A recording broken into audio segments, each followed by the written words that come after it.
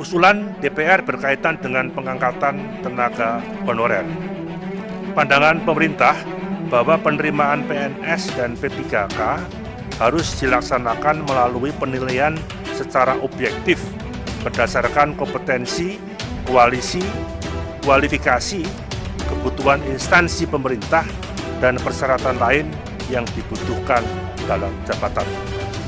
Sejak ditetapkan PP 48 tahun 2005, PPK dilarang mengangkat tenaga honorer atau yang sejenis pengangkatan dimaksud secara langsung bertentangan dengan prinsip sistem merit dan visi pemerintah untuk 5 tahun ke depan dalam upaya untuk meningkatkan daya saing, yang mana pengangkatan secara langsung menghilangkan kesempatan putra-putri terbaik bangsa menjadi bagian daripada pemerintah karena tertutupnya peluang akibat diangkatnya tenaga honorer tanpa seleksi. Selama kami berada di Komisi 2 sejak awal sampai sekarang itu tidak ada hentinya menerima aspirasi dari Bapak Ibu kita tenaga honorer dan P3 dan lain-lain. Saya kira ini juga nanti akan menjadi aksentuasi atau titik tekan kita bagaimana supaya undang-undang ini juga memberikan solusi terhadap masalah yang saya kira bertahun-tahun tidak selesai. Ya. Dari penjelasan panjang lebar tadi, saya kira kesimpulannya pemerintah sebenarnya menolak ini direvisi. Jadi kalau dari apa yang disampaikan oleh Pak Menpan RB, sebenarnya kami di Komisi 2 waktu itu concernnya adalah terhadap penyelesaian tenaga honorer Pak Menpan melalui P3K atau melalui jalur khusus ya tentang honor, karena ini persoalan yang tidak pernah terselesaikan. Pemerintah dalam hal ini berkaitan terhadap usul inisiatif yang dilakukan oleh DPR dalam rangka melakukan perubahan terhadap Undang-Undang Nomor 5 Tahun 2014 tentang ASN. Nampaknya pemerintah belum setuju. Yang paling bijaksana adalah dibuat dua jalur. Yang pertama adalah jalur umum oleh siapapun yang mau memenuhi syarat boleh. Yang kedua adalah jalur rekrutmen P3K, jalur honorer. Artinya honorer diajukan honorer, yang umum diajukan yang umum. Banyak pelanggaran undang-undang yang dilakukan oleh para pejabat, termasuk pejabat di pusat dan pejabat di daerah berkaitan dengan undang-undang ASN. Undang-Undang Nomor 5 Tahun 2014. Artinya apa? Kita cuma mengenal dua, PNS dan P3K. Tapi masih banyak honorer lain yang menggunakan APBD maupun APBN. Pertanyaannya, ini pelanggaran undang-undang. Kalau pelanggaran undang-undang, saya pun tidak tahu apakah ini pidana atau perdata. Karena undang-undang melarang untuk merekrut, tetapi kenyataan sampai saat ini banyak kementerian, banyak bupati wali kota gubernur masih mengangkat tenaga honorer di luar P3K dan PNS.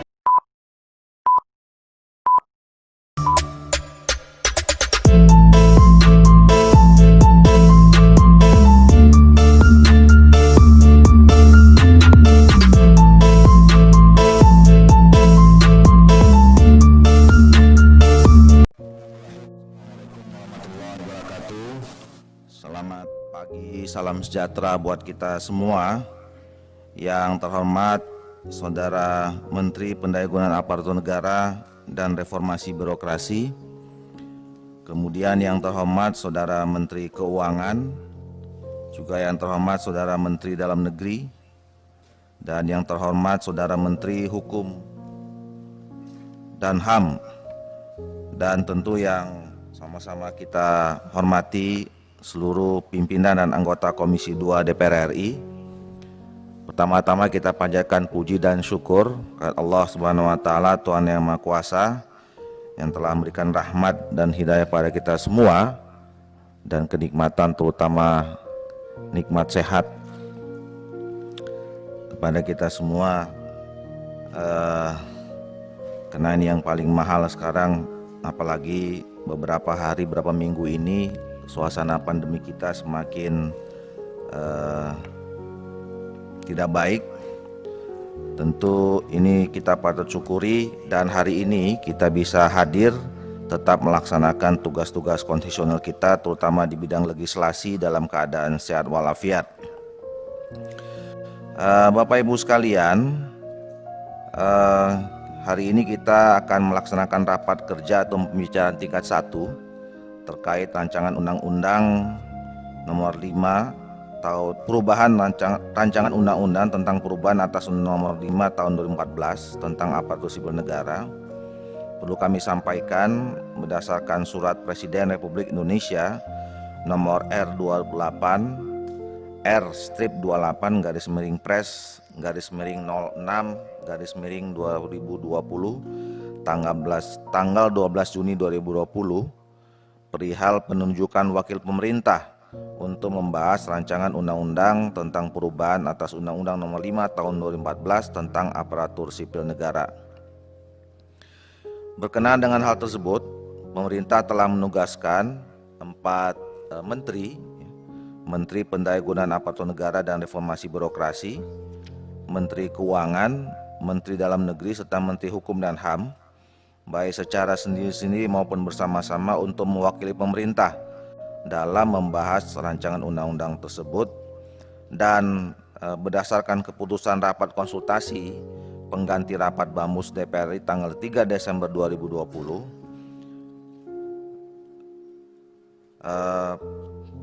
telah menugaskan Komisi 2 DPR RI untuk bersama-sama membahas rancangan undang-undang tentang perubahan atas Undang-Undang nomor 5 tahun 2014 tentang aparatur sipil negara tersebut. Nah, pada saat ini sesuai dengan laporan sekretariat dan sudah berkali-kali kita melaksanakan rapat dalam suasana pandemi, kita laksanakan secara hybrid, dan ini tentu memudahkan kita untuk mencapai quorum karena ada hadir yang secara fisik juga hadir secara virtual. Oleh karena itu saya bisa menyatakan bahwa rapat ini telah memenuhi quorum dan sesuai dengan ketentuan pasal 251 ayat 1 peraturan tata tertib DPR RI. Oleh karena itu perkenankanlah saya untuk membuka rapat ini, dan rapat ini dinyatakan terbuka untuk umum.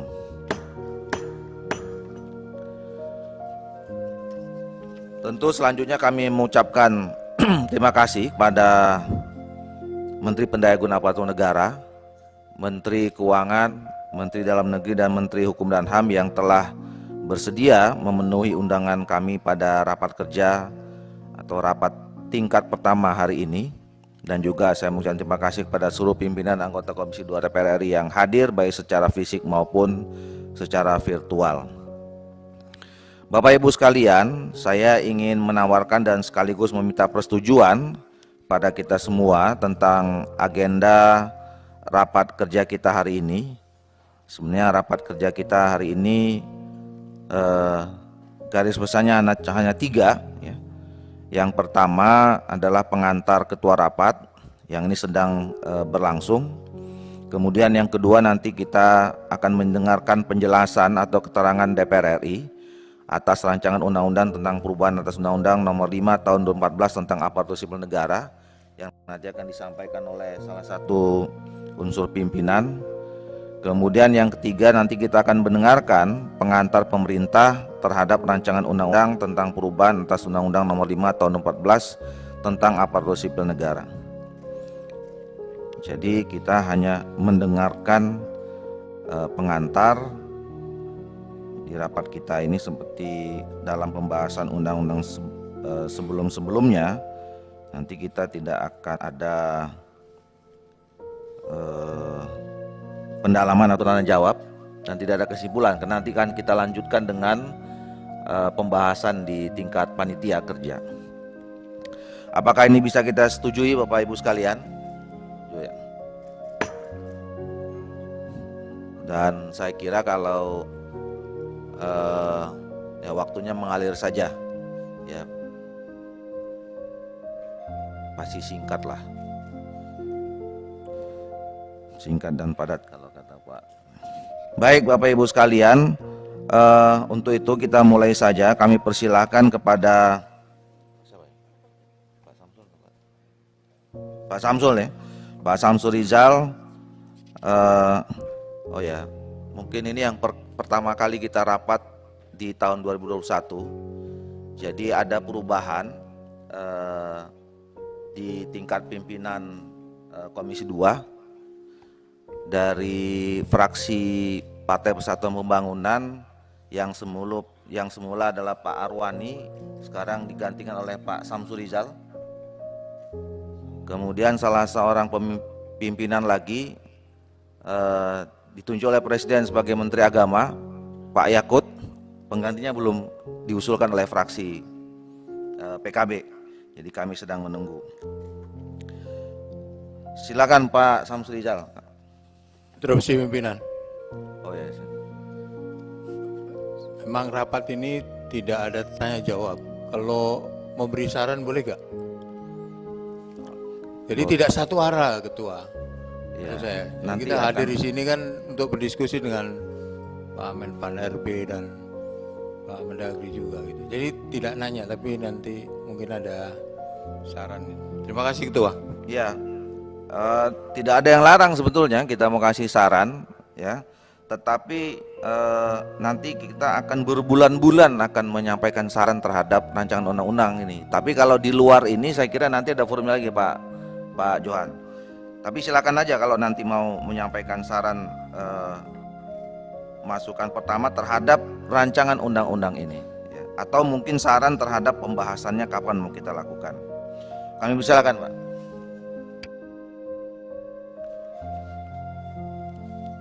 Terima kasih Bapak Pimpinan.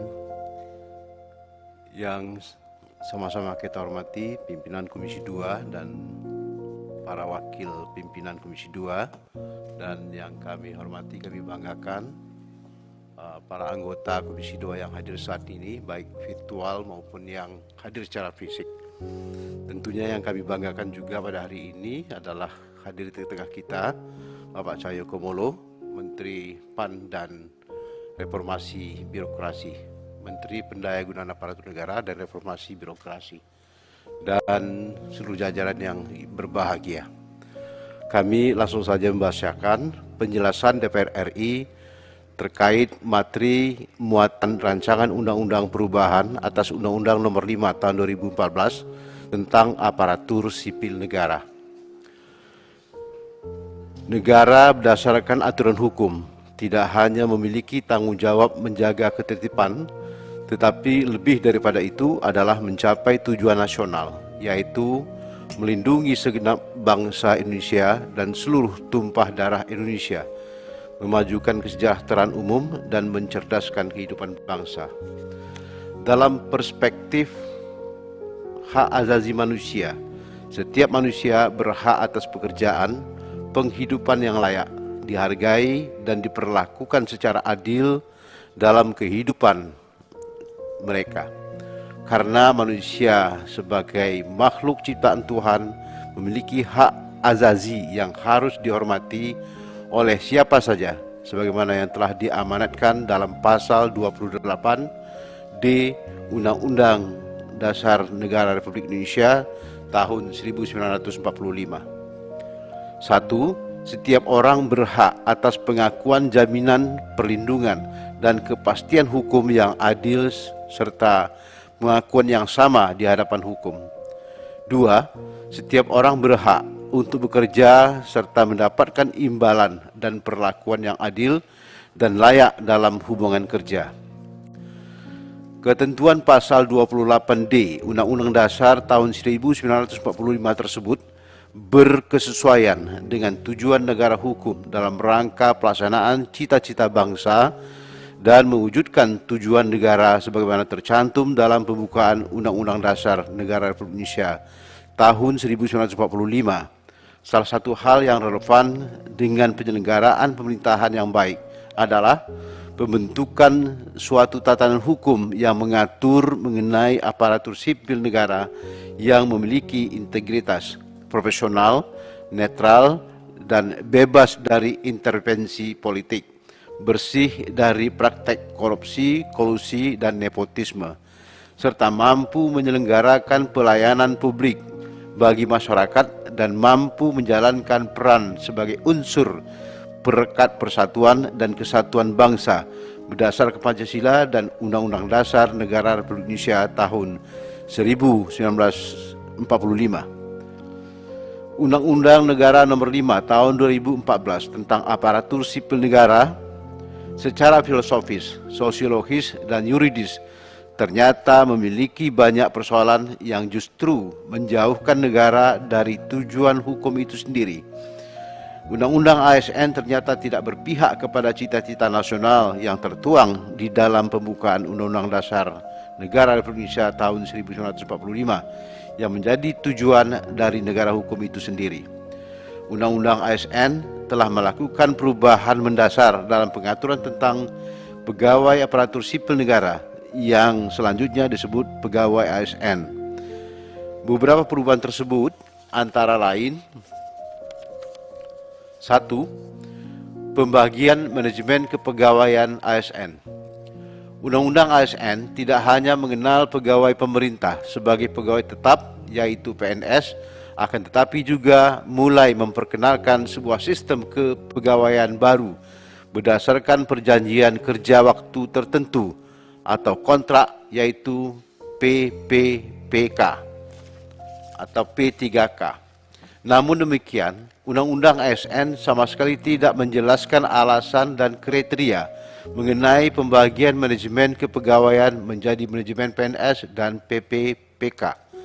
Seharusnya terdapat pembedaan berdasarkan sifat dan jenis pekerjaan jika dikaitkan dengan pasal 59 ayat 2 Undang-Undang Nomor 13 Tahun 2003 tentang ketenagakerjaan menyatakan bahwa perjanjian kerja untuk waktu tertentu tidak dapat diadakan untuk pekerjaan yang bersifat tetap atau bersifat sementara. Sifat kesementaraan tersebut diperjelas dengan adanya batas waktu bagi pegawai kontrak pasal 59 ayat 4 Undang-Undang Nomor 13 Tahun 2003 tentang ketenagakerjaan. Dalam hal ini mengatur bahwa perjanjian kerja waktu tertentu yang didasarkan atas jangka waktu tertentu dapat diadakan untuk paling lama 2 tahun dan hanya boleh diperpanjang 1 kali untuk jangka waktu paling lama 1 tahun.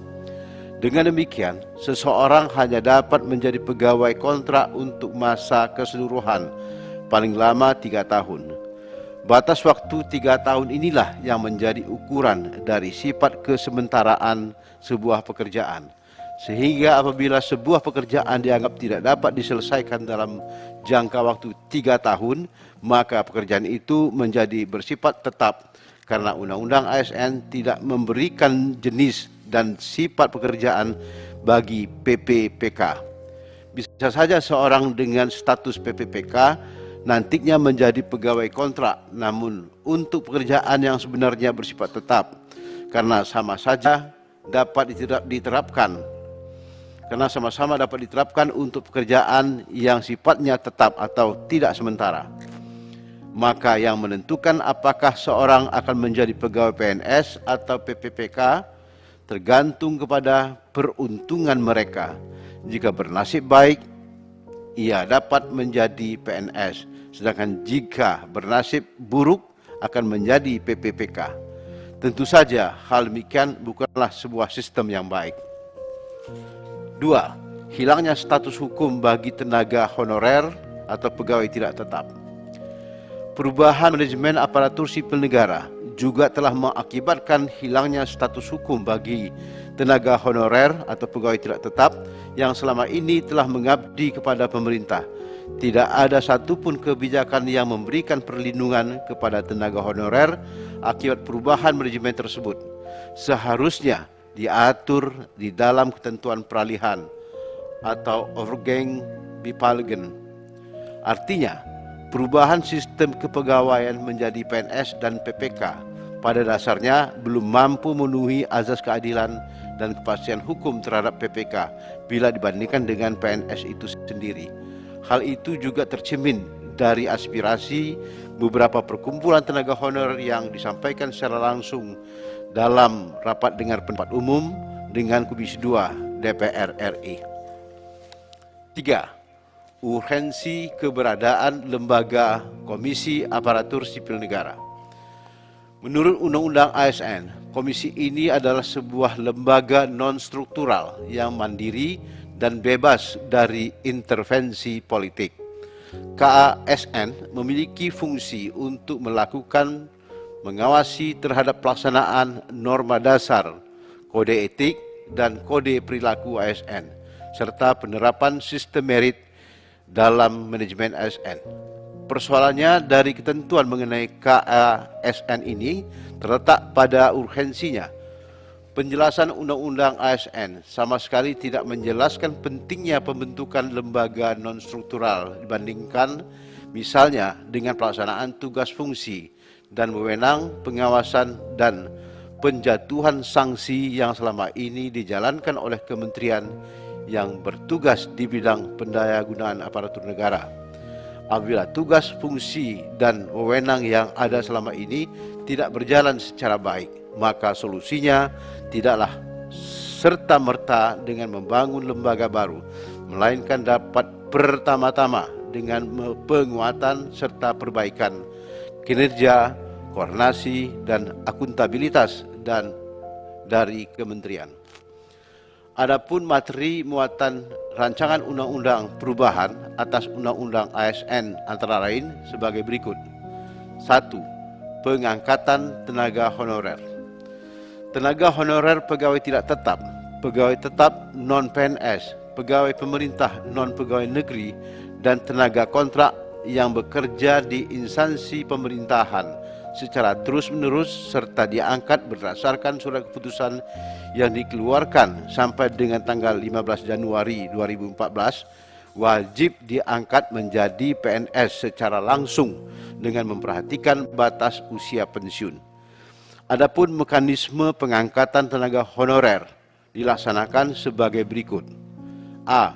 Melalui seleksi administrasi berupa verifikasi dan validasi data surat keputusan pengangkatan. B. Memprioritaskan mereka yang memiliki masa kerja paling lama serta bekerja pada bidang fungsional, administratif, dan pelayanan publik. C. Mempertimbangkan masa kerja, gaji, ijazah pendidikan terakhir, dan tunjangan yang diperoleh sebelumnya. D. Tenaga honorer dan sejenisnya diangkat menjadi PNS oleh pemerintah pusat. E. Dalam hal tenaga honorer dan sejenisnya tidak bersedia diangkat menjadi PNS, maka diangkat menjadi pegawai pemerintah dengan perjanjian kerja atau PPPK. 2. Pemberian hak atas jaminan pensiun kepada PPPK.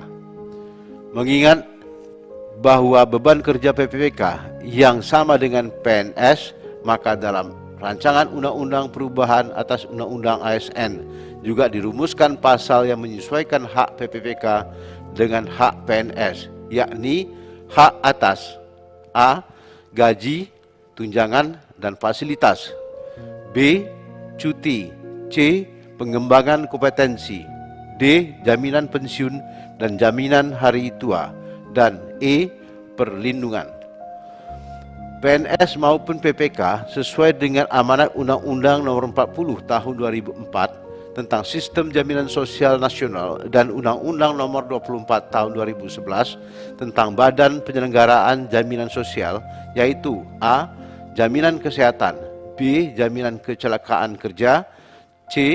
Jaminan hari tua, D. Jaminan pensiun, dan E. Jaminan kematian. 3. Penghapusan lembaga KASN. Fungsi, tugas, dan wewenang Komisi Aparatur Sipil Negara KASN pada rancangan undang-undang perubahan atas undang-undang ASN dihapus untuk selanjutnya dilekatkan kembali kepada kementerian. 4. Penetapan kebutuhan ASN. Penetapan kebutuhan PNS dan PPPK harus disertai jadwal pengadaan jumlah dan jenis jabatan yang dibutuhkan serta kriteria untuk masing-masing jabatan sehingga dapat menjadi dasar diadakannya pengadaan PNS dan PPPK. Dalam hal kebutuhan PNS dan PPPK belum ditetapkan pengadaan PNS dan PPPK dihentikan. 5. Pengurangan ASN.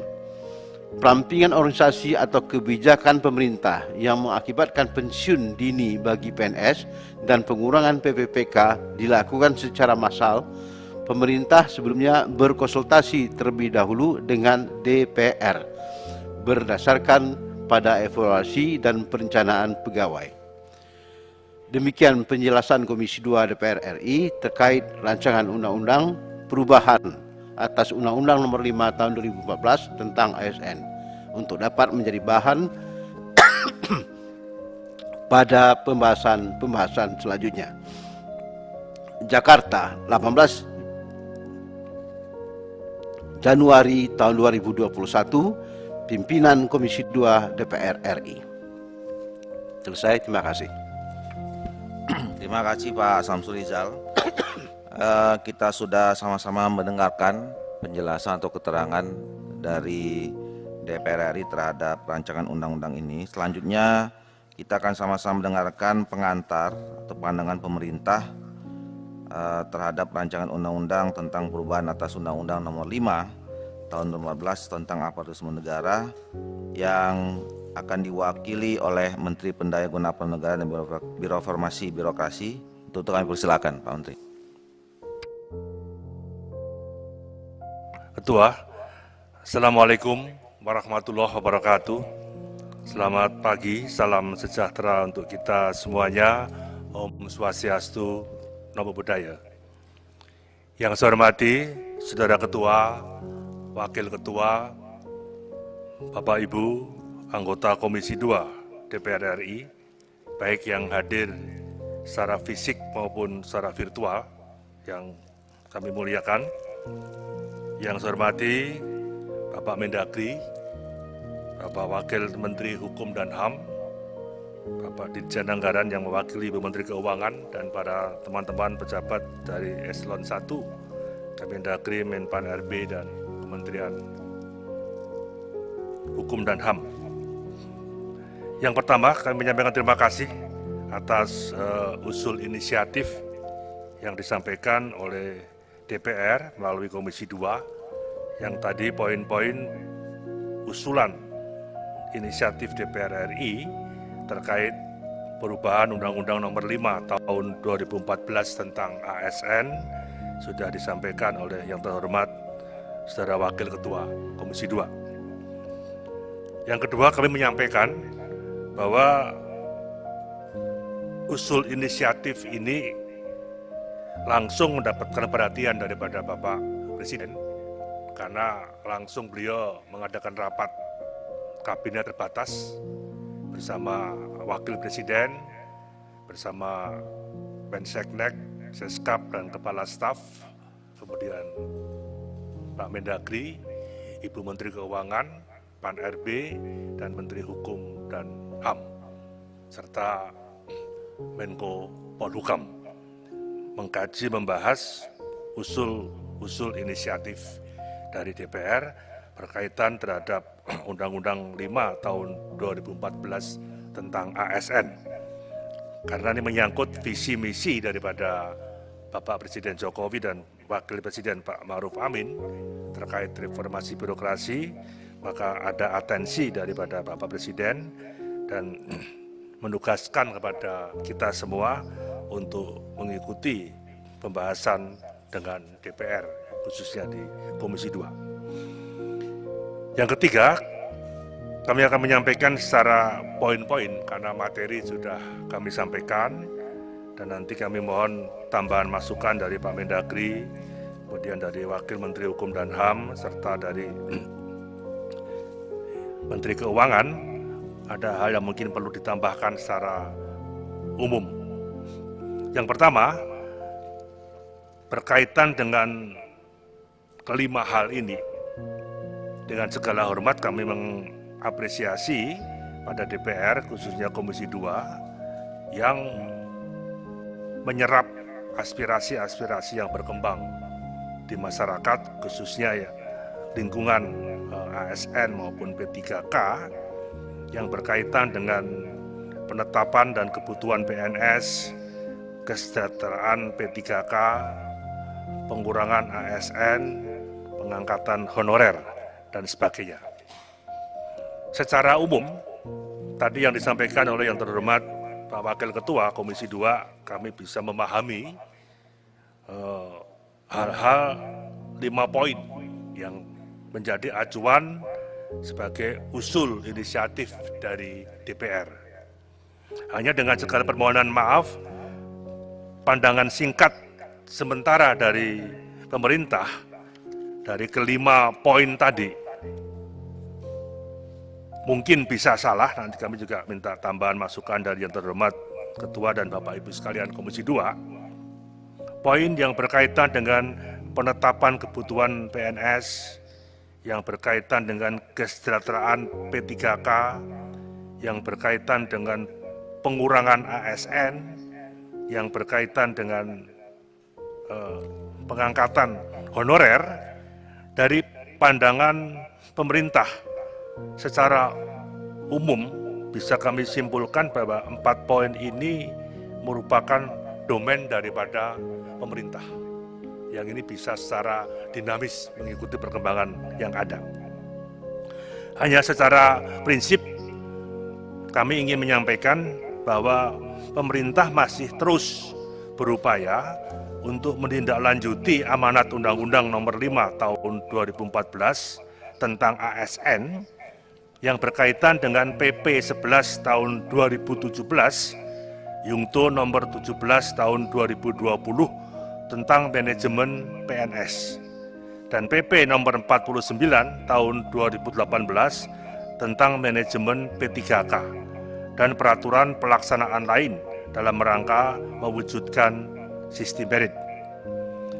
Kemudian, upaya untuk menerapkan Undang-Undang Nomor 5 Tahun 2014 tentang ASN sangat dibutuhkan pemerintah dalam rangka untuk mewujudkan visi misi Indonesia Maju yang fokus pada 5 skala prioritas kerja pemerintah, khususnya reformasi birokrasi.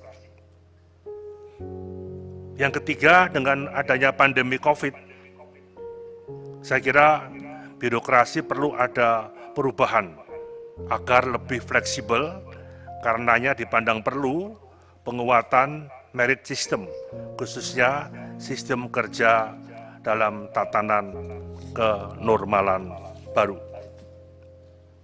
Pandangan pemerintah yang pertama, usul inisiatif DPR berkaitan dengan masalah KSN, pengalihan tugas, fungsi, dan wewenang pengawasan sistem merit dari KSN kepada kementerian.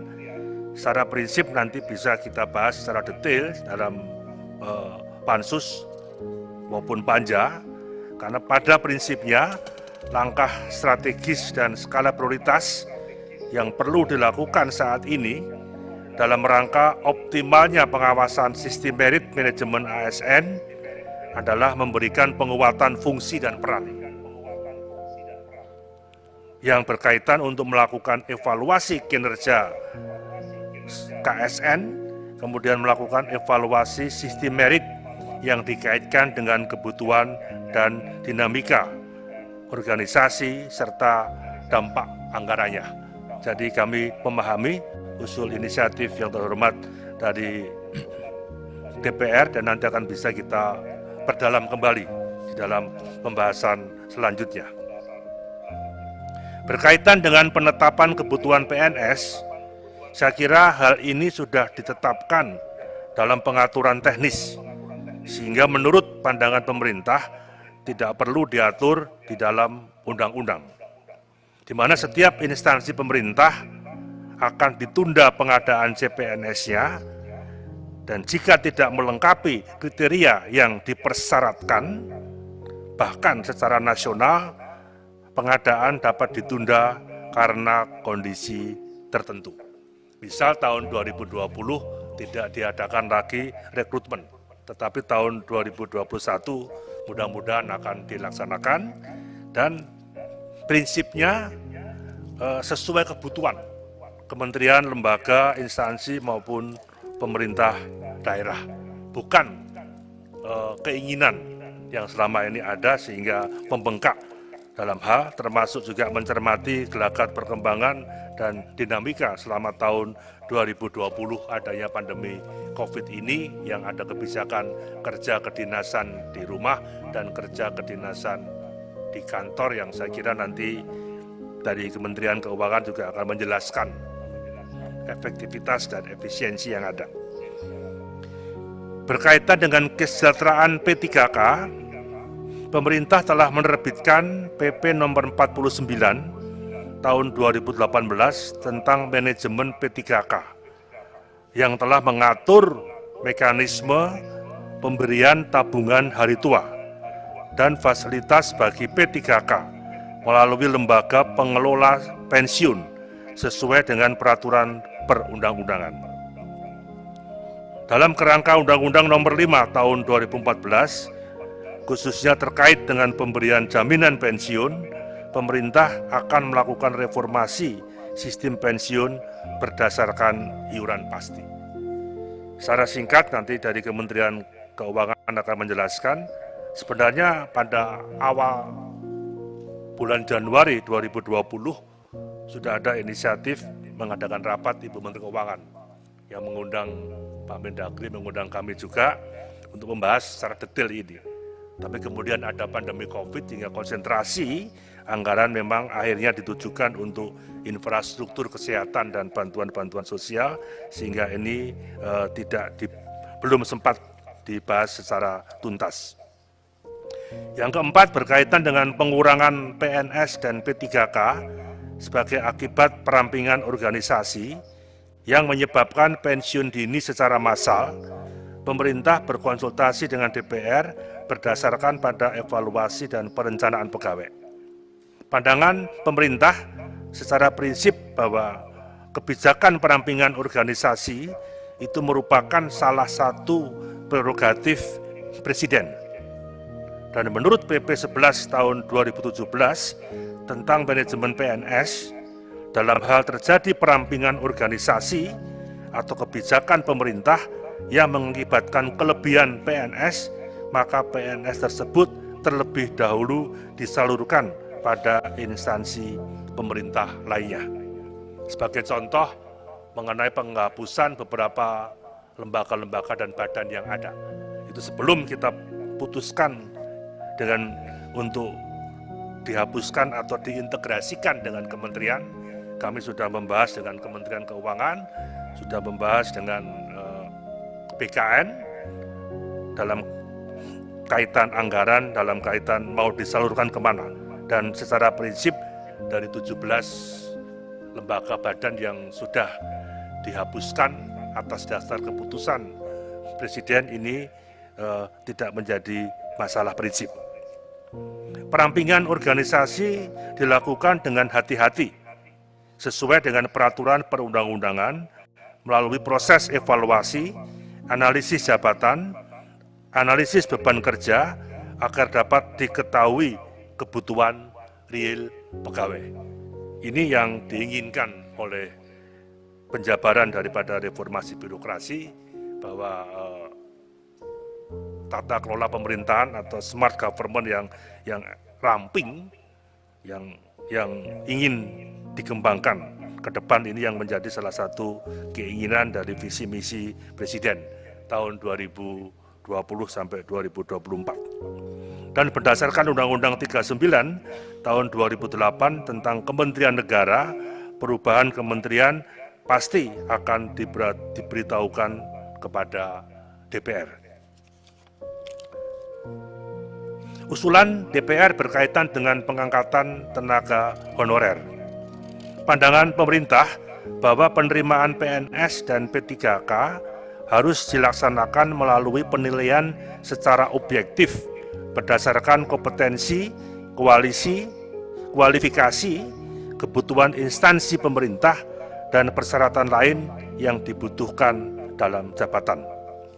Sejak ditetapkan PP 48 tahun 2005, PPK dilarang mengangkat tenaga honorer atau yang sejenis pengangkatan dimaksud secara langsung bertentangan dengan prinsip sistem merit dan visi pemerintah untuk 5 tahun ke depan.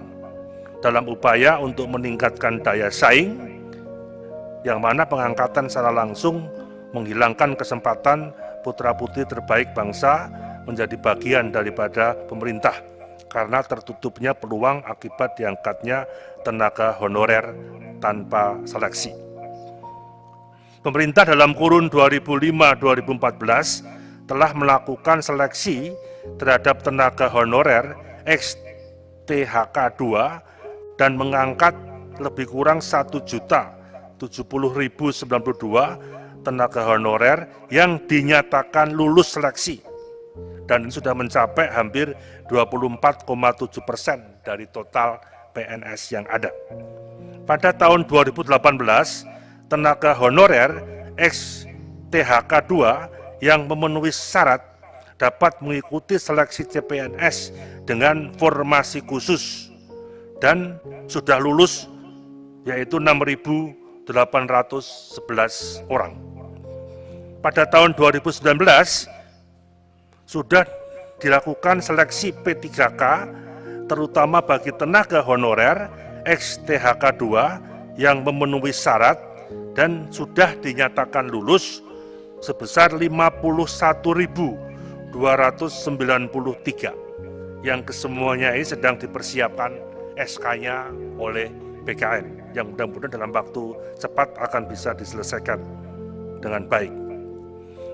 Dengan tidak mengubah Undang-Undang Nomor 5 Tahun 2014 tentang ASN, pemerintah terus berupaya mencari solusi untuk mengatasi permasalahan tenaga honorer dengan tetap memperhatikan kepatuhan terhadap undang-undang yang terkait, salah satunya dengan merekrut tenaga guru yang kebutuhannya diperkirakan sejumlah 1 juta, termasuk 34.954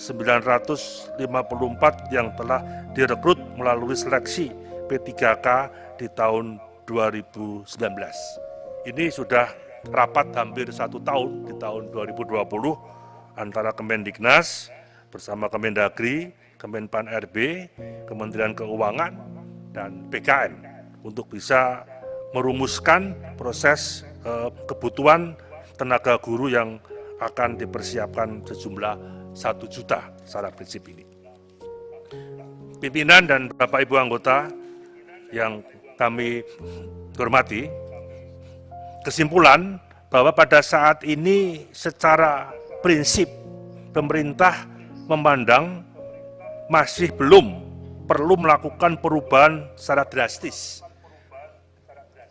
yang tadi diusulkan oleh yang terhormat DPR dari 5 poin. Mungkin yang 4 itu merupakan domain pemerintah, di mana Undang-Undang Nomor 5 Tahun 2014 tentang ASN justru sangat diperlukan untuk mendukung upaya pemerintah dalam melakukan reformasi birokrasi, khususnya mendorong peningkatan kualitas birokrasi dalam rangka mewujudkan Indonesia maju. Masukan-masukan daripada usul inisiatif yang terhormat anggota Komisi 2 DPR bisa memperkaya dalam konteks menyempurnakan tetapi tidak merubah secara prinsip yang menjadi domain pemerintah. Pertimbangannya adalah secara umum saja kami sampaikan dari poin kesimpulan bahwa Undang-Undang Nomor 5 Tahun 2014 tentang ASN merupakan komitmen seluruh komponen bangsa yang sangat diperlukan dalam mendukung upaya pemerintah untuk mewujudkan visi Indonesia maju. Pelaksanaan Undang-Undang Nomor 5 Tahun 2014 tentang ASN sudah mulai memberikan hasil yang positif terhadap pelaksanaan sistem merit yang sangat diperlukan untuk meningkatkan kualitas birokrasi pemerintah. Ketiga, pada saat ini pemerintah sedang berupaya untuk menyusun brand design manajemen ASN dalam menghadapi tatanan kenormalan baru dalam kerangka sistem merit. Peran KSN dari pandangan pemerintah nanti akan bisa kita perdalam dengan yang terhormat Komisi 2, masih diperlukan untuk bisa mengawal dan mengawasi penerapan sistem merit secara independen. Tinggal nanti usul daripada Komisi 2 DPR, pengintegrasian kepada pemerintah akan bisa kita lihat secara bersama. Dalam hal kesejahteraan pegawai, pemerintah dengan perjanjian kerja, pemerintah pada dasarnya sudah melakukan pengaturan tersendiri tentang manajemen P3K. Terkait penyelesaian tenaga honorer, tidak perlu dimasukkan ke dalam undang-undang menurut pandangan pemerintah, karena pada saat ini pemerintah terus berupaya melakukan penyelesaian melalui skema P3K. Yang terakhir, Kementerian Pendidikan dan Kebudayaan selaku instansi pembina jabatan fungsional guru pada tahun anggaran 2021 sudah merencanakan melakukan rekrutmen P3K untuk tenaga guru, di mana kebutuhan 1 juta guru dan 34.954 telah direkrut melalui seleksi P3K di tahun 2019, dan ini sudah diadakan rapat intensif koordinatif dengan Kemendagri, dengan Kementerian Keuangan, dengan Kemenpan RB, dan BKN. Demikian, Saudara Ketua, Wakil Ketua, dan Bapak Ibu, anggota Komisi 2 DPR RI yang kami hormati, pandangan pemerintah poin per poin atas usulan rancangan undang-undang berkaitan dengan perubahan Undang-Undang Nomor 5 Tahun 2014 tentang ASN. Dan mohon untuk bisa diizinkan, sebelum kami mengembalikan kepada Ketua, untuk mungkin ada tambahan-tambahan masukan dari Bapak Mendagri, dari Wakil Menteri Hukum dan HAM, dan dari Kementerian Keuangan oleh Dirjen Anggaran. Mohon izin, Tuan. Silakan, Pak. Ya, terima kasih. Saya silakan Pak Mendagri.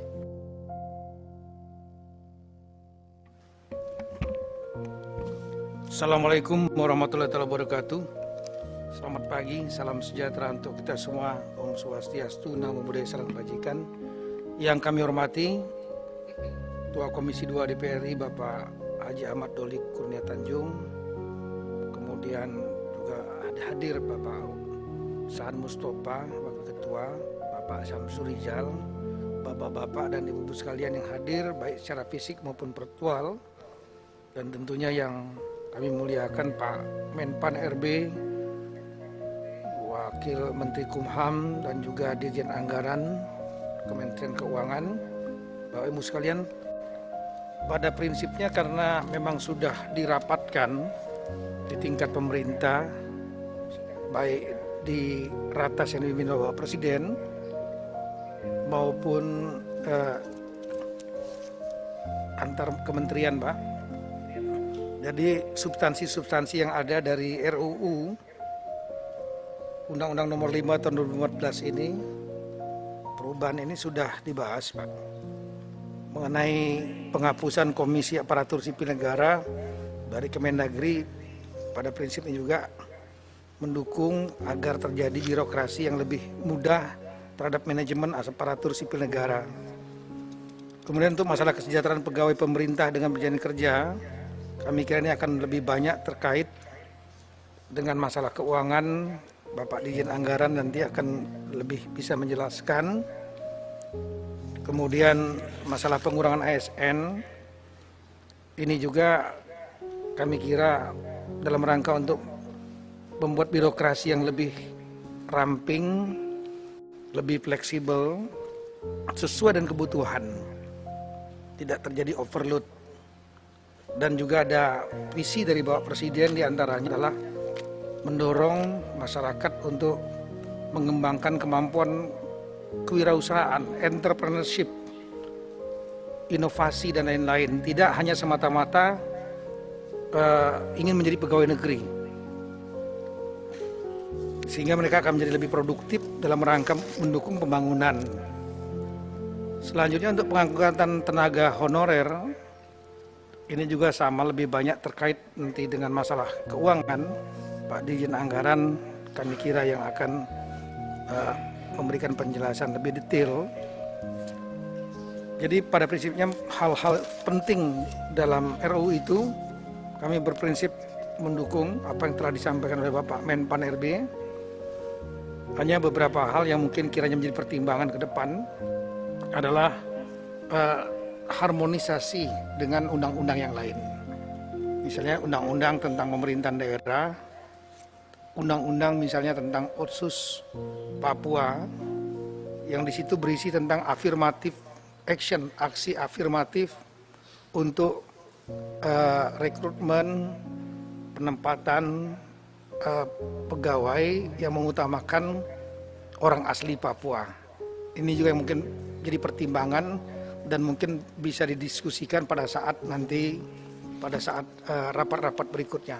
Kami kira demikian Bapak, terima kasih banyak pada Bapak Menpan RB. Selanjutnya kami serahkan kembali kepada Bapak Menpan RB.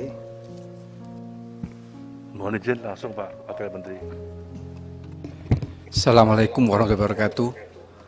Shalom, Om Swastiastu, Namo Buddhaya. Selamat pagi. Bapak Ketua Komisi 2 yang saya hormati, Bapak Pimpinan Komisi, Bapak Ibu anggota Dewan yang mulia. Terima kasih Pak Menpan RB, Pak Mendagri. Pada dasarnya sikap kami sama dengan Bapak Menpan RB. Hanya saja ingin kami tegaskan bahwa memang ketika berbicara terkait pengangkatan honorer menjadi PNS, ini kita perlu membahas lebih mendalam dan cermat lagi, karena ini tidak hanya persoalan human semata, tetapi berkaitan dengan finansial dan sistem hukum secara keseluruhan. Jadi karena ini baru rapat pertama, jadi selanjutnya akan lebih mendalam lagi pada tingkat pansus.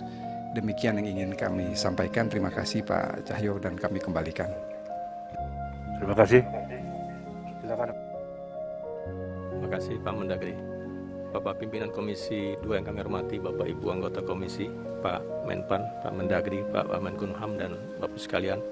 Assalamualaikum warahmatullahi wabarakatuh. Bapak Ketua, mungkin dapat kami sampaikan pertama-tama, kami menyampaikan mohon maaf Bu Menteri Keuangan tidak bisa hadir pada rapat hari ini, oleh beliau harus hadir di sidang kabinet dengan Presiden mengenai agak COVID. dekat lagi Pak.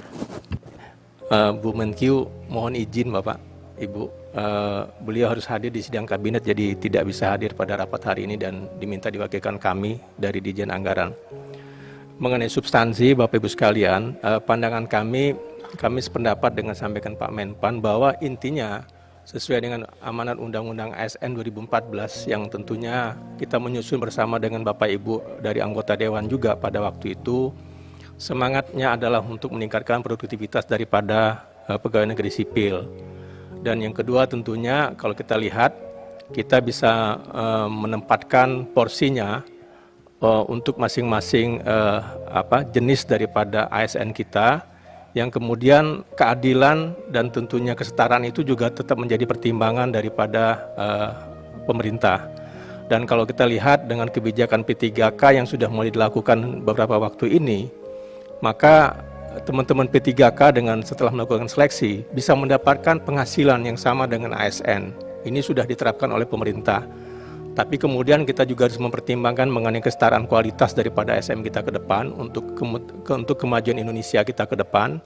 Dan yang kedua tentunya harus juga mempertimbangkan mengenai keseimbangan untuk pembangunan kita dan kemampuan daripada APBN kita, yang semua tentunya melihat dari satu paket kebijakan Bapak Ibu sekalian. Jadi tentunya pemerintah melihat usulan masukan dari Bapak Ibu sekalian bisa menjadi bahan untuk pengambilan kebijakan di pemerintah. Demikian mungkin Pak Mendagri kami tambahkan, Pak Menpan. Terima kasih Pak.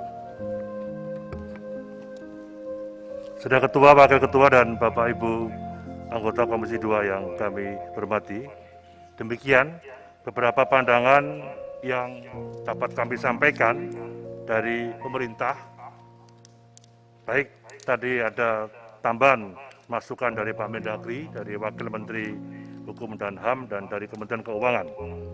Dan atas nama pemerintah kami menyampaikan terima kasih kepada pimpinan dan anggota Dewan yang terhormat, Komisi 2 khususnya, atas segala perhatian terhadap hal-hal yang berkaitan dengan tata kelola ASN selama ini. Harapan kami tentunya pemerintah dan DPR RI akan memberikan dan akan mencarikan sebuah solusi yang terbaik dalam rangka membangun ASN yang harus semakin profesional, semakin berintegritas dalam rangka pelaksanaan pemerintah, pembangunan, dan pelayanan publik. Demikian yang dapat kami sampaikan. Sekali lagi, terima kasih atas segala hal-hal yang tadi sudah disampaikan. Assalamualaikum warahmatullahi wabarakatuh. Waalaikumsalam warahmatullahi wabarakatuh. Terima kasih Pak Menteri Pendayagunaan Aparatur Negara dan Reformasi Birokrasi, juga Pak Menteri Dalam Negeri, Menteri Hukum dan HAM atau yang mewakili, dan juga Menteri Keuangan yang sudah menyampaikan penjelasan atau keterangan dari pemerintah. Sepintas kita lihat memang agak kontras ya, pandangan dari DPR dengan pandangan dari pemerintah. Tapi saya kasih informasi saja Pak, bahwa memang ini biar bisa jadi pemahaman kita. Sesungguhnya di awal kami di Komisi 2 dalam pembahasan list prolegnas di Komisi 2, perubahan undang-undang atas ASN ini sebetulnya sudah kita masukkan. Tapi waktu itu kita berharap kalaupun ada perubahan mungkin inisiatifnya dari pemerintah. Tetapi dengan peraturan tata tertib DPR yang baru, anggota terutama di Balek itu bisa mengajukan usulan inisiatif ya, yang kemudian dibahas di Balek. Nah, waktu itu kami juga agak sedikit terkejut gitu. Tiba-tiba sudah menjadi usulan inisiatif DPR dan memang ujung-ujungnya dibalikin ke kami lagi di Komisi 2. Yang kami sebetulnya tidak tahu menau dan tidak terlibat dalam segi konten gitu.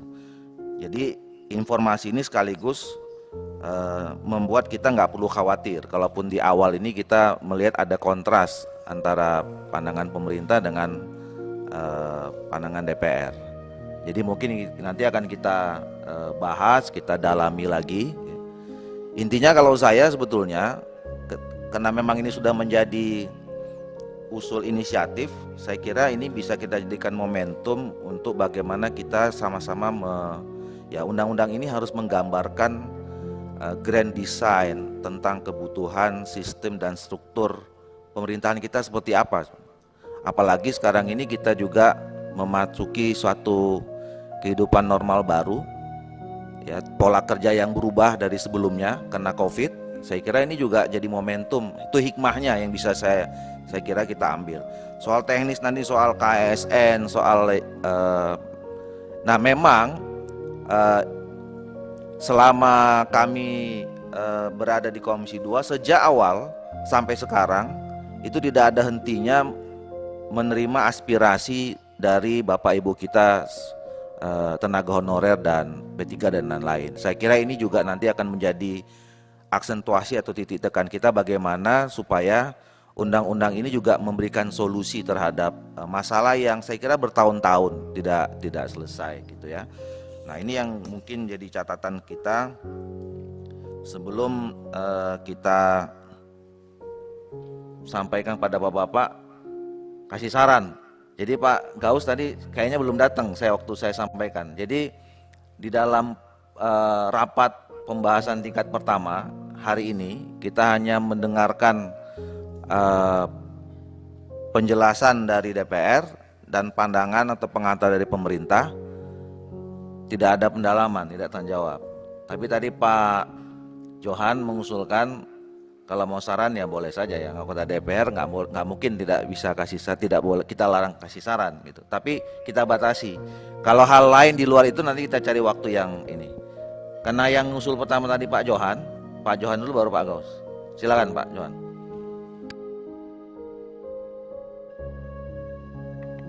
Terima kasih Ketua dan anggota Komisi 2 yang saya hormati, Pak Menpan RB, Pak Mendagri, Pak Wamenkumham.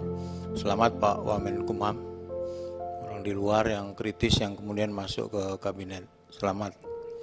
Kemudian Pak Dirjen Anggaran yang saya hormati. Terima kasih, tadi saya menyimak penjelasan Pak Menpan RB mengenai apa yang sedang dibicarakan, yaitu Undang-Undang Nomor 5 Tahun 2014 ya.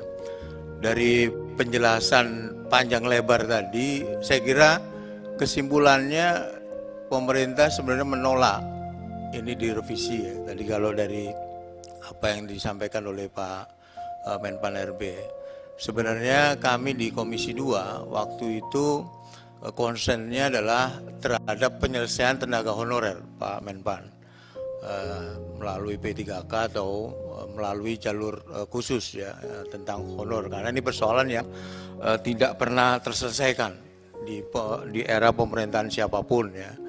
Sampai hari ini itu masih jadi ganjalan persoalan. Tapi kalau dari penjelasan dari Pak Menpan RB tadi, saya kira persoalan honor ini sebenarnya bisa diselesaikan di tingkat pemerintah ya. Apakah dengan mengubah undang-undang tentang ASN itu kemudian bisa mengakomodir honorer ini atau tidak, saya tidak tahu ya, belum tahu detail apa yang tadi disampaikan mengenai isi revisi itu. Jadi saya ingin memberi saran ya. Ini saran Pak Ketua. Jadi kalau dari penjelasan Pak Menpan RB tadi ada sekitar 1,3 juta ya, tenaga guru yang akan diangkat gitu ya. Saya mengusulkan, memberikan saran bagaimana kalau tenaga itu juga memasukkan tenaga guru honorer yang usianya di atas 35 tahun Pak Menpan RB. Saya beberapa kali ke daerah mendengar secara langsung, kasihan mereka ini. Sudah lama mengabdi, memberikan sebagai guru honorer dengan penghasilan yang sangat minim ya. Ini kalau bisa saya menyarankan untuk masuk di dalam 1,3 juta tenaga guru yang akan diangkat tadi menurut Pak Menpan RB. Yang terakhir, kok dari dulu Pak Menpan isinya pernyataannya kok selalu sedang berupaya menyusun grand design ya. Kalau dari kalimat sedang berupaya menyusun grand design ini berarti baru rencananya menyusun.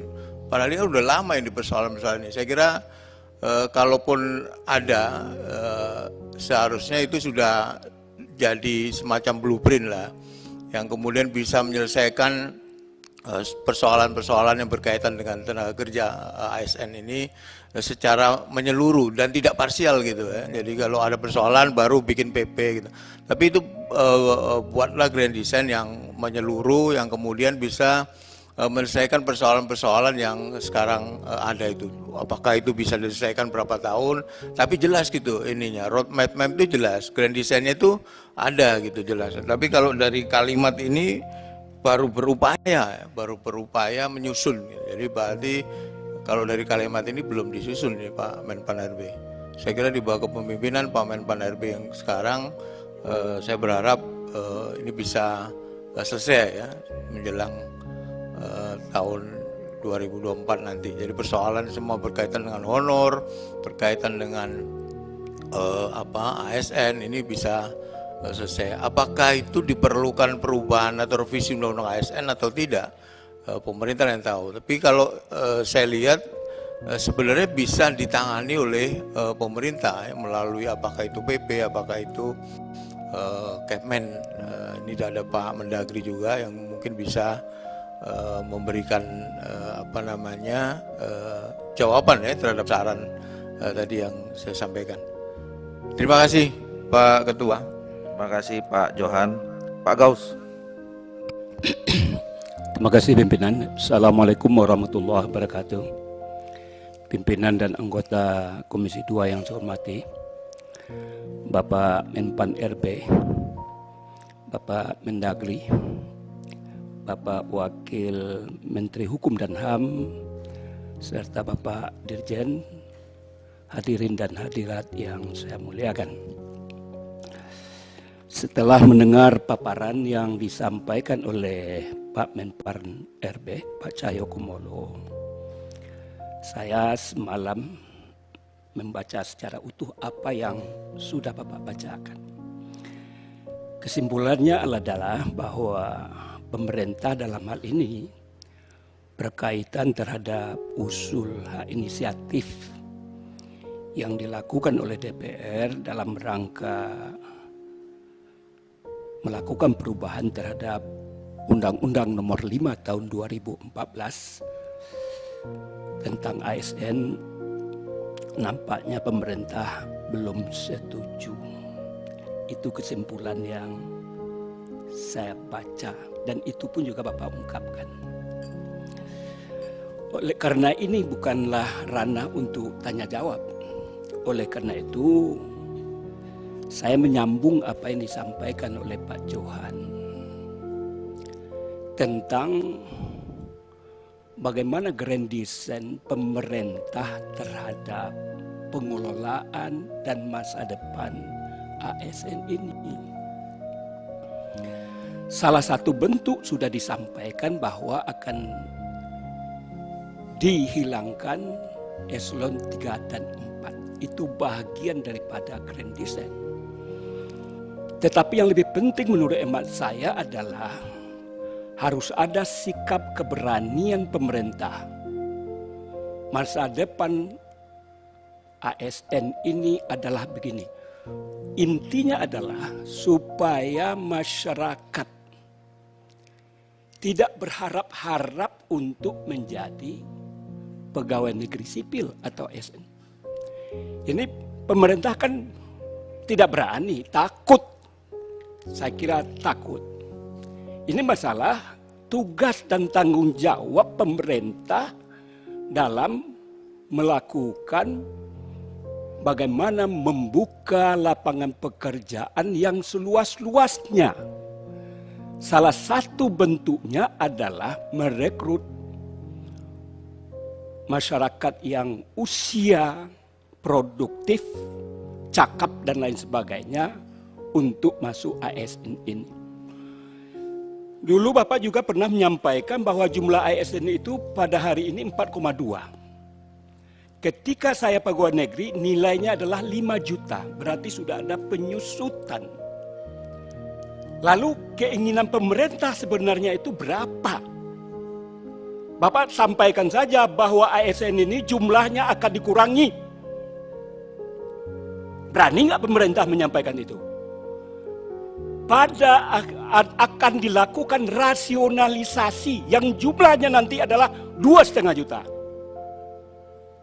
Kalau memang itu yang disampaikan, tentu para generasi muda dan para sarjana yang keluar dari perguruan tinggi untuk siap-siap tidak menatap ASN ini merupakan masa depan saya untuk berkarir. Berani nggak pemerintah untuk menyampaikan itu? Sehingga kita dukung untuk itu. Ini Bapak udah nanggapin Bukan. tanggapan dan dalam.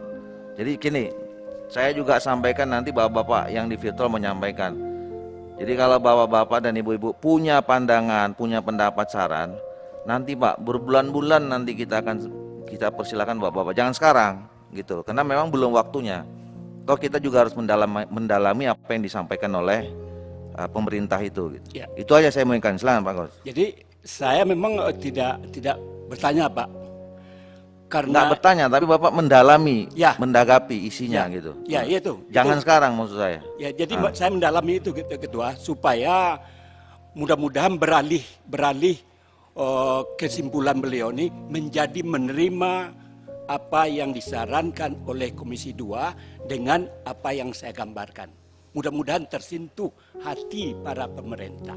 Itu aja pimpinan. Iya, maksudnya habis ini Pak, setelah nanti pemerintah menyampaikan DIM ke kita, Ya. kita buat panitia Ya. kerja untuk bahas ini. Nah, saya berharap semua kita akan menuangkan energi pikiran kita tuh di situ, gitu maksud saya, Pak. Jangan sekarang. Gitu. Makasih. Ya. Oke, terima kasih Ketua. Yang kedua juga yang perlu saya sampaikan adalah tentang masalah ketenagakerjaan ini. Tiap tahun itu jumlah produktivitas yang tamat kuliah ini kan luar biasa juga, Pak. Ini bagaimana disikapi oleh pemerintah, tidak hanya ASN dan lain sebagainya, membuka sebagai tadi juga disampaikan oleh Pak Menteri Dalam Negeri, bagaimana mengembangkan entrepreneurship, apa bentuk-bentuknya. Ini perlu, sehingga orang tidak perlu ASN itu. Yang ketiga adalah tentang apa yang dijanjikan oleh pemerintah.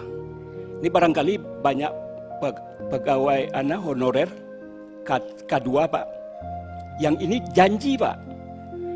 Pemerintah pun juga harus punya sikap juga, Pak. Akan diloloskan atau tidak? Ini kan nggak jelas. Tadi 1 juta diterima sekian, tetap seleksi, sama saja dengan bohong. Kalau menurut janji pemerintah dulu adalah otomatis diterima karena bengkalai. Kalau hutang janji harus dibayar. Ternyata ini tidak dilaksana. Ini bahagian juga menurut hemat saya grand design tadi, Pak. Oleh karena itu saya minta kepada Pak Menteri untuk dilakukanlah pengelolaan terhadap ASN ini secara menyeluruh, masif dan terstruktur.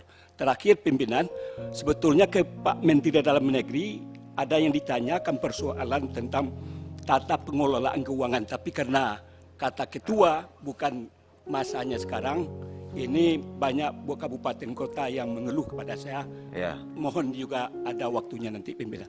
Barangkali demikian, terima kasih. Assalamualaikum warahmatullahi wabarakatuh. Ya. Jadi Bapak Ibu sekalian, ya nanti saya persilakan. Saya mau jelaskan saja bahwa rapat kerja kita ini adalah rapat kerja Komisi 2 DPR RI dalam rangka pembicaraan tingkat 1 rancangan undang-undang tentang perubahan atas Undang-Undang Nomor 5 Tahun 2015. Itu, Pak, nggak ada yang lain.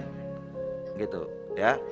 Jadi kita mau mendengarkan tadi nah, kalau ada saran pembahasan mekanisme silakan. Tapi kalau udah mengikut konten nanti, Pak, ada waktunya. Kami silakan Pak Suprianto. Iya, ntar. Jadi Pak Suprianto, Pak Hugua, Pak Sukamto, dan Pak Sodik. Silakan. Ketua, titip 1 Ketua dari sini. Ya. Pak Ketua, sebelum lanjut, saya ada pertanyaan singkat saja. Dari, ya ini interupsi jadi tidak masuk silakan. dalam diskusi awal kita tadi kelihatan ini kan tidak diterima pemerintah.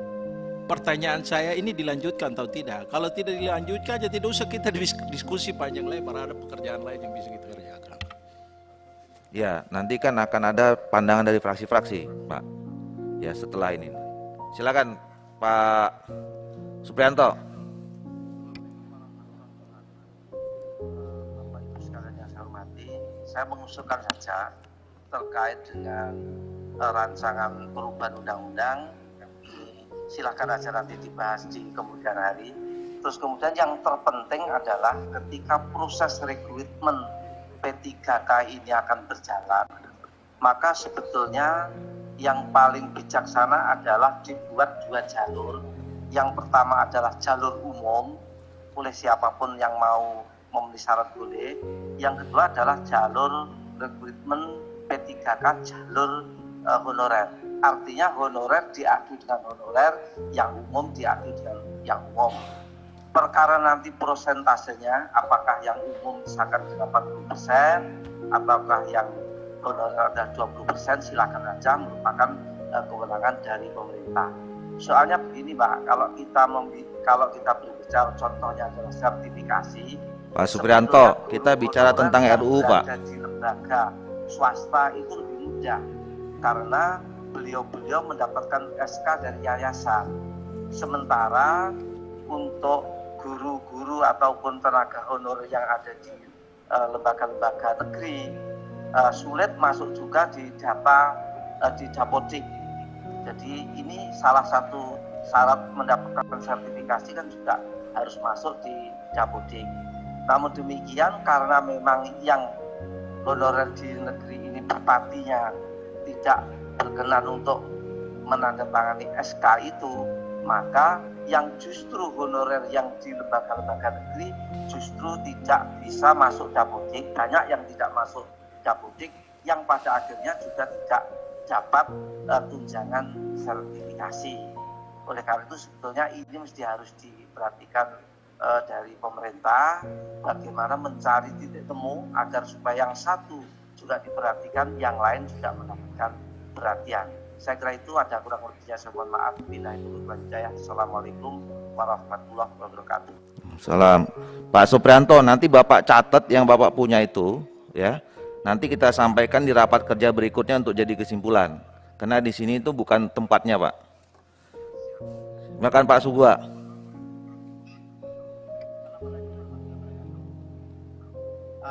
Pak Menpan, Pak Mendagri, Pak Menkumham, dan Pak Dirjen. Usul saya, Ketua dan kawan-kawan anggota Komisi 2, bahwa rapat selanjutnya untuk pendalaman wajib dilanjutkan. Walaupun hari ini terkesan dari paparan Menpan tadi sepertinya ini ditolak. Alasan pertama, kenapa perlu dilanjutkan, bahwa banyak pelanggaran undang-undang yang dilakukan oleh para pejabat, termasuk pejabat di pusat dan pejabat di daerah, berkaitan dengan Undang-Undang ASN. Undang-Undang nomor 5 tahun 2014 ini artinya apa? Kita cuma mengenal dua, PNS dan P3K. Tapi masih banyak honorer lain yang menggunakan APBD maupun APBN. Pertanyaannya, ini pelanggaran undang-undang. Kalau pelanggaran undang-undang, saya belum tidak tahu apakah ini pidana atau perdata, karena undang-undang melarang untuk merekrut, tetapi kenyataan sampai saat ini banyak kementerian, banyak bupati, wali kota, gubernur masih mengangkat tenaga honorer di luar P3K dan PNS. Oleh karena itu maka harus ada ruang di undang-undang mengakomodir dua kepentingan ini. Oleh karena itu maka perlu dilanjutkan pembahasan selanjutnya dan pendalaman. Yang kedua, masih ada sekelompok orang yang sudah mengabdi tidak dimuat dalam pasal di Undang-Undang nomor 5 tahun 2014 ini. Banyak sekali tenaga honorer K2 yang umurnya di atas 30 tahun dan sudah mengabdi kepada negara ini berpuluh-puluh tahun, dan mereka tidak ada pilihan lagi. Sebagaimana tadi Pak Menteri mengatakan atau Bung Johan mengatakan, nanti kalau memang dibatasi mereka harus mencari pekerjaan di luar, mereka sudah terjebak menghabisi umur dan waktu mereka untuk mengabdi kepada negara. Tetapi Undang-Undang nomor 5 tidak mengakomodir mereka untuk ikut tes karena umur mereka sudah melewati 30 tahun. Sudah Pak Ugua? Disimpan dulu Pak. Ketua, terima kasih. Iya pasti dilanjutkan Pak. Ini udah jadi usul inisiatif, nanti akan dibahas di panitia yang akan kita bentuk. Pasti dibahas dan pasti dilakukan pendalaman, tapi tidak hari ini. Gitu. Nah ini Pak Kamto mau pendalaman lagi atau gimana? Salam.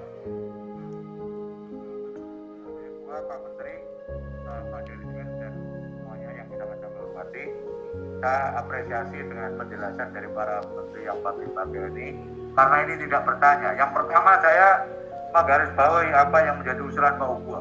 Tepat sekali, dan ini ke depan harus menjadi pendapat kita bersama.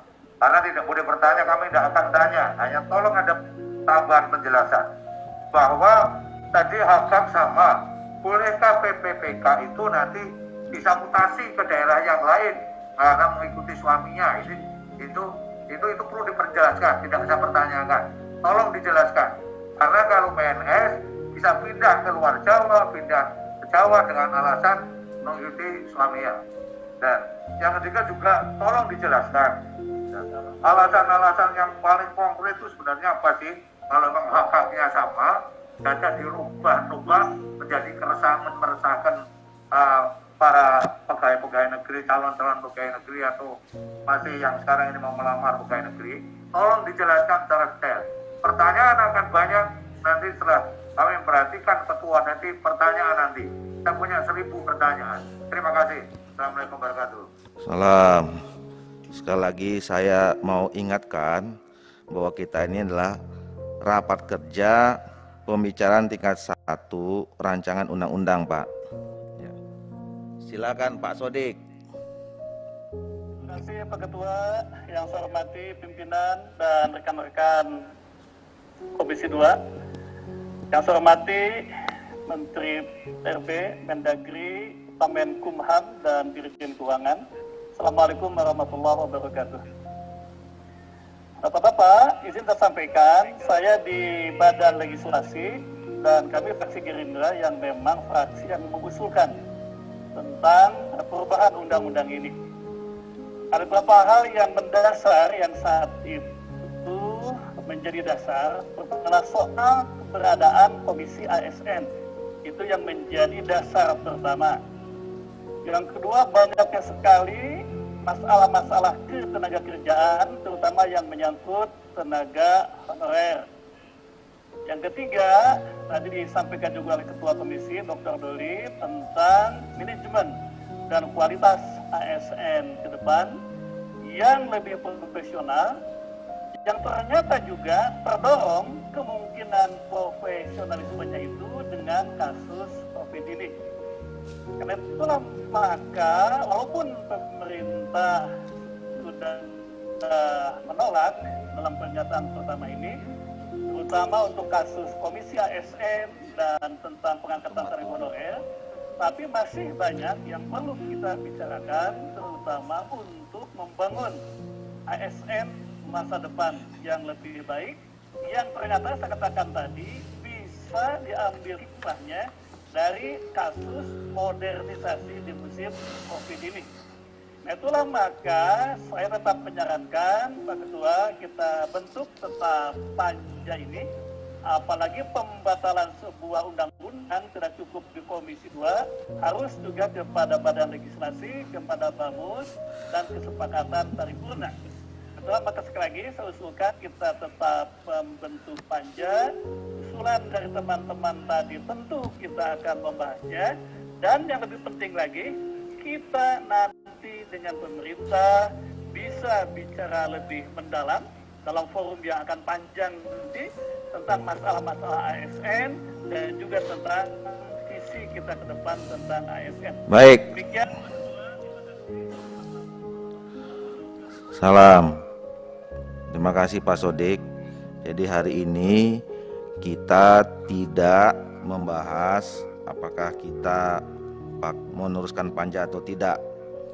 Pasti kita akan membentuk panja karena ini sudah menjadi usulan inisiatif DPR, dan Pak Sodik sebagai pengusul tadi fraksi itu pasti akan diminta penjelasannya nanti. Ada waktunya, latar belakang kenapa ini diusulkan. Itu ada di dalam Tatip 146 tuh di yang baru. Jadi Pak, saya kira udah cukup. Kecuali mekanisme Pak, jangan lagi dalam-dalamin yang tadi lagi nih. Gitu. Silakan. Ya, makasih Ketua. Selamat tahun baru kepada kita semua.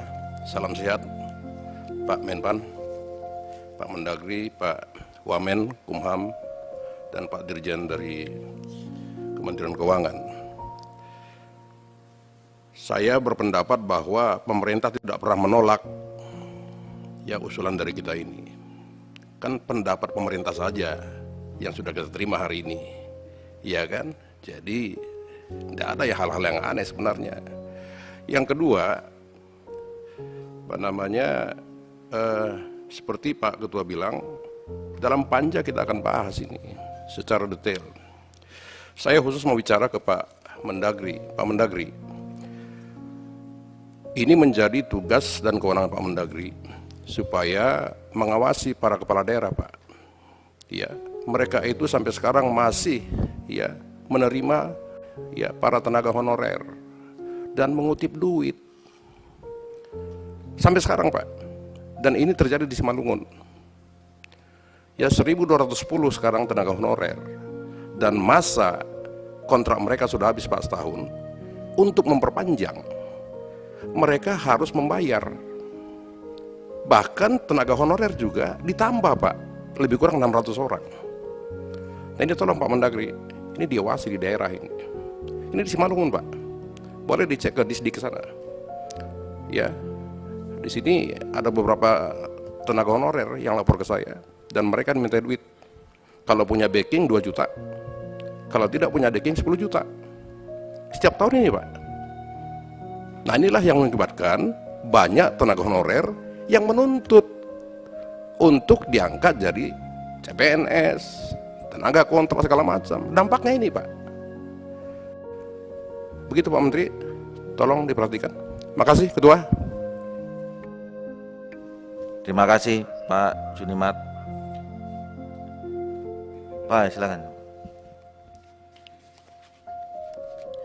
Terima kasih pimpinan dan kawan-kawan Komisi 2 serta yang kami hormati Pak Mendagri, Pak Menpan RB, Pak Wakil Menkumham serta Dirjen Anggaran. Saya singkat saja, tadi sudah beberapa disinggung kaitannya dengan Undang-Undang ASN. Sebenarnya ini masalah lama yang didaur ulang lagi yang belum selesai. Periode yang lalu sudah, cuman belum selesai ini. Ini kan carut marut kaitannya dengan honorer, P3K dan sebagainya. Di lain itu sebenarnya ada masalah yang mendasar kaitannya dengan mengapa revisi Undang-Undang ASN diperlukan untuk penguatan kepada pemerintah. Ini kaitannya memang menyongsong visi Indonesia Maju seperti yang dipaparkan Pak Cahyo, yang isinya sebenarnya dukungan dari undang-undang ini sudah tidak memadai. Kaitannya sejak reformasi sampai sekarang, apalagi sekarang di era pandemi di mana ekonomi semakin sulit, ini kaitannya pelayanan publik, desain birokrasi itu menjadi penting. Kaitannya bagaimana memprofesionalkan, mewirausahakan birokrasi menjadi penting. Apakah ini cukup dengan peraturan pemerintah ataukah dengan perbaikan undang-undang, karena di Undang-Undang Cipta Kerja juga ini ternyata tidak disentuh masalah aparat ASN ini, hanya pemerintahan secara umum. Pimpinan, kaitannya dengan Undang-Undang ASN ini sebaiknya diperdalam juga kaitannya, karena yang selama ini menjadi sebelum reformasi alat politik negara, alat politik pemegang kekuasaan ini kan sekarang kan di era demokrasi ini kan berbeda. 2014 sampai 2021 di mana demokrasi semakin matang, preferensi pasar semakin kuat, membutuhkan birokrasi yang handal. Nah ini undang-undang ASN perlu menajam ke sana. Coba ya, kita lihat. Nanti Bapak sampaikan aja Pak, nanti di pendalaman.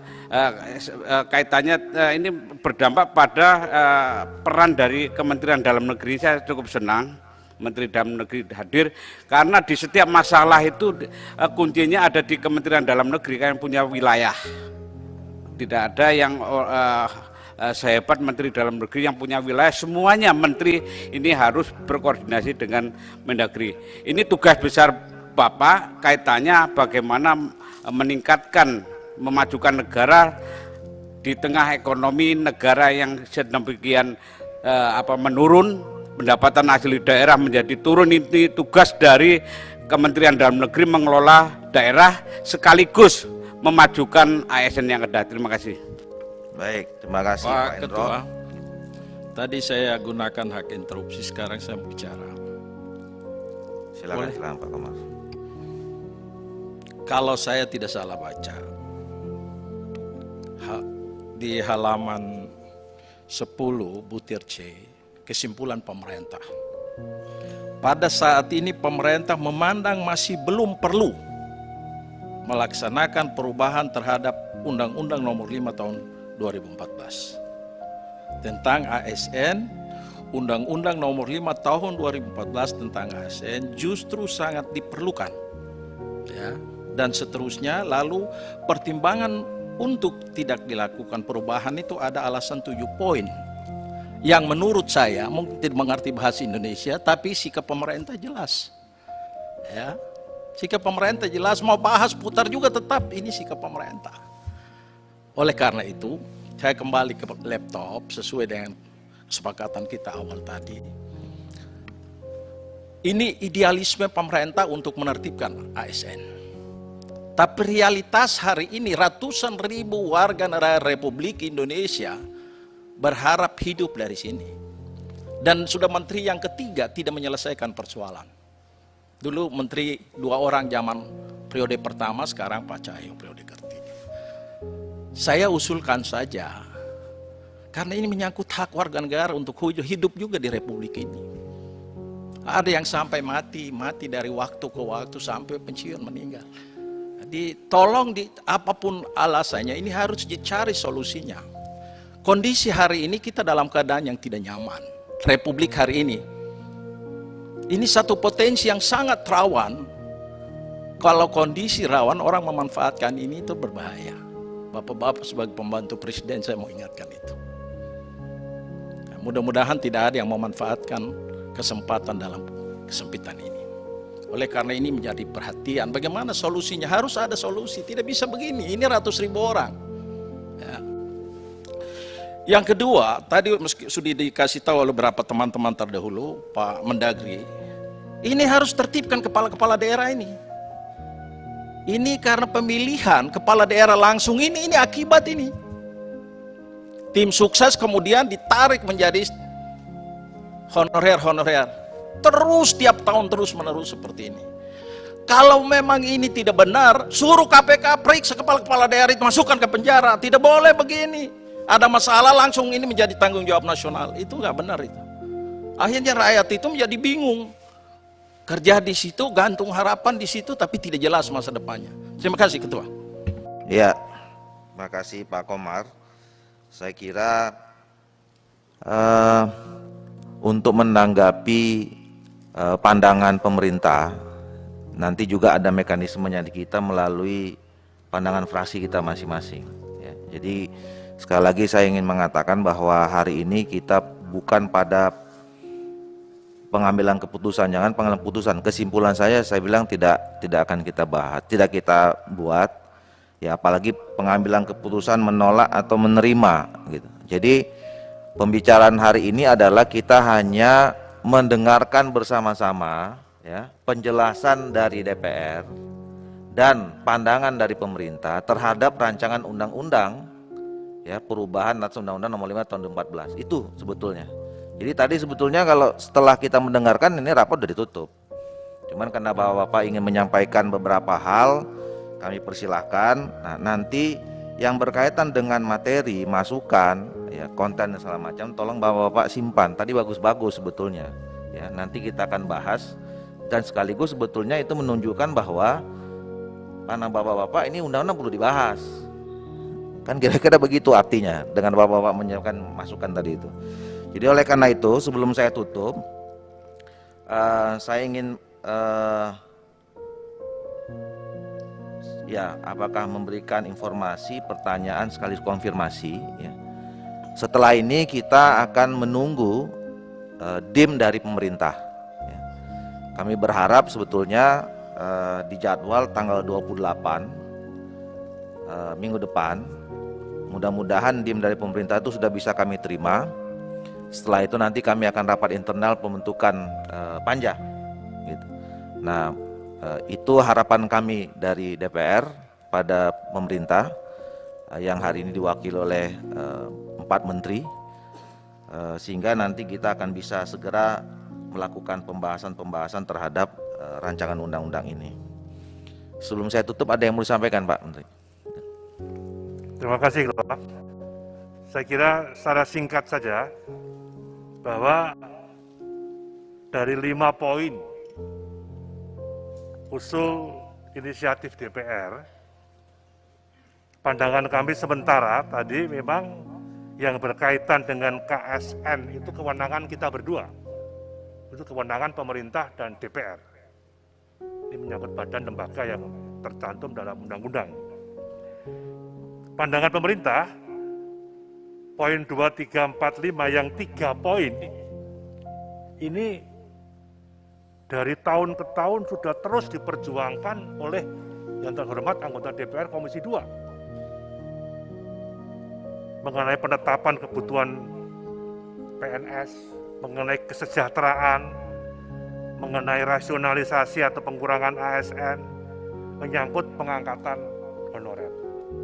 Ini mulai zaman Pak Jokowi pertama Pak Yudi sampai saya terus teman-teman Komisi 2 mempertanyakan, menyerap aspirasi semua ini. Nah, yang tadi kami sampaikan, poin 2 sampai poin 5 itu adalah domain pemerintah. Contoh menyangkut kesejahteraan. Di tengah-tengah pandemi COVID saja Menteri Keuangan bisa menyetujui kok yang pengangkatan 51.000 ini. Nah, saya kira ini yang perlu clear. Yang kedua, roadmap sebenarnya sudah selesai, Pak.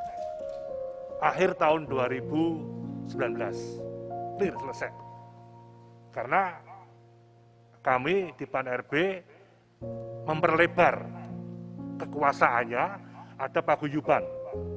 BKN kami libatkan, kemudian KSN kami libatkan, Ombudsman kami libatkan, untuk Stranas Pencegahan Korupsi KPK kami libatkan juga, dan ANRI, Arsip Nasional. Mendadak ada pandemi COVID ini, kemudian telahan, ada kerja di rumah, kerja di kantor, sekian persen ini, roadmap-nya kita rubah. Termasuk akhirnya juga banyak kementerian yang sudah disepakati tahun 2020 tidak merekrut CPNS baru. Ada kementerian termasuk PAN-RB mungkin juga untuk 2021 juga banyak kementerian yang tidak merekrut baru.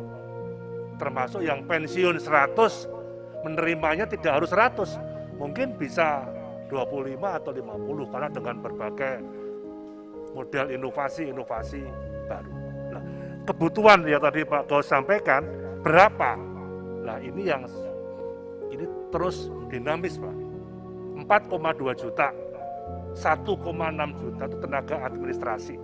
Ini yang akan dijawab oleh Kementerian Kemendiknas dan Pak Mendagri khususnya yang menyangkut tenaga guru tadi, ada 1 juta. Ada tambahan tenaga kesehatan, dokter, bidan, perawat juga, dan tenaga-tenaga penyuluh. Kami juga pada awal tahun 2020 sudah menyusun roadmap mengenai berapa ASN pusat yang akan dipindahkan ke kalau ibu kota baru nanti jadi. Sudah jelas, Pak, clear. Nah, ada pandemi COVID ini ketua yang saya kira ini perlu ditata kembali dan PAN-RB dengan paguyuban ini selesai, clear. Dan materi roadmap ini sudah kita serahkan ke Bappenas, kita kirim ke Menteri Keuangan juga ya, karena ini dua domain yang akan saling mempengaruhi di sini. Jadi 2, 3, 4, 5 itu yang kami masukkan ini domain pemerintah yang dinamis, yang Bapak Ibu Komisi 2 dari fungsi pengawasan dan kemitraan kita terus mempertanyakan, mengupdate ini terus. Nah, soal ini nanti akan disempurnakan, tadi disepakati oleh ketua, ini pansus akan terus jalan terus, ini karena usul inisiatif DPR. Karena yang menyangkut KSN juga itu domain DPR dan domain pemerintah, termasuk hal-hal yang lain. Mohon izin ketua, saya kira ada yang perlu kami sampaikan. Tadi pertanyaan Pak Johan Budi, Pak Hugoa juga, kemudian instruksi dan penjelasan dari Pak Komarudin, bahwa secara prinsip ya, upaya pemerintah untuk mengangkat tenaga honorer itu sudah dinyatakan selesai pada tahun 2014. Itu supaya clear di sini.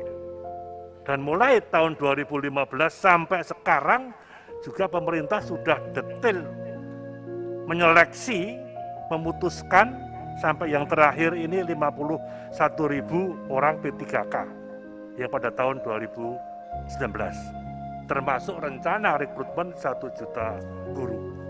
Nah, saya kira ini bagian-bagian daripada usaha pemerintah untuk menyelesaikan permasalahan tenaga honorer yang juga kami paham menjadi beban tanggung jawab yang terhormat Bapak Ibu anggota Komisi 2 DPR. Jadi Pak Johan Budi ini memecahkan rekor. Hampir seminggu 2 kali terus WA saya terus mempertanyakan masalah ini bagaimana ini tenaga honorer di dapilnya. Nah, saya kira ini sudah kita jawab. Yang baru pada tahap 51.000. di tengah-tengah pandemi COVID ini.